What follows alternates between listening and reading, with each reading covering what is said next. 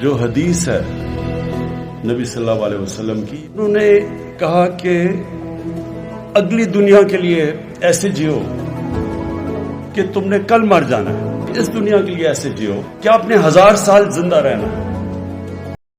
یعنی جو بھی آج اس دنیا پہ آپ کر رہے ہیں، اس کا امپیکٹ آنے والی نسلوں پہ کیا ہوگا، آپ کو مسلسل سوچنا چاہیے۔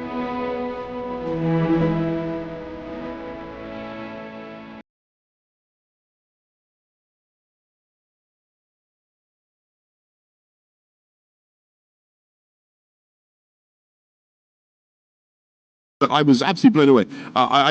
I invite everybody to follow the example of Imran Khan of Pakistan, who has pledged to plant 10 billion trees in Pakistan alone. سعودی عرب بھی پاکستان کے نقش قدم پر چل نکلا ہے۔ مملکت کے بادشاہ نے بھی 10 بلین ٹری منصوبہ شروع کرنے کا اعلان کر دیا ہے۔ وزیر اعظم عمران خان کی 10 بلین ٹری سونامی منصوبے کی دنیا بھر میں دھوم مچ گئی ہے۔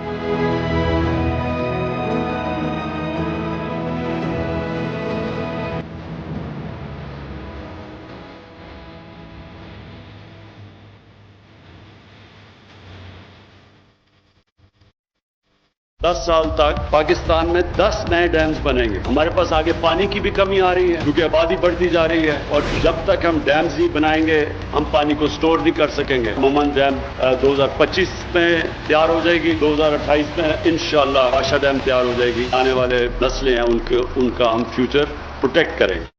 وزیر اعظم کی جو کاوشیں تھیں، ماحول دوست کاوشیں، ماحولیاتی تحفظ کے لیے جو انہوں نے عالمی سطح پر کاوشیں کی، ان کو عالمی سطح پر ان کا اعتراف کیا گیا ہے، ان کو مان لیا گیا ہے۔ تاریخ میں پہلی بار پاکستان کو ماحولیات کے عالمی دن کی میزبانی کا یہ احساس ملا۔ خیبر پختونخوا میں بلین ٹری سونامی کے ناقابل یقین نتائج سامنے آ رہے ہیں۔ سوات، مٹا اور دیگر وادیوں میں بنجر پہاڑ اب خوبصورت سبزے میں تبدیل ہو چکے ہیں۔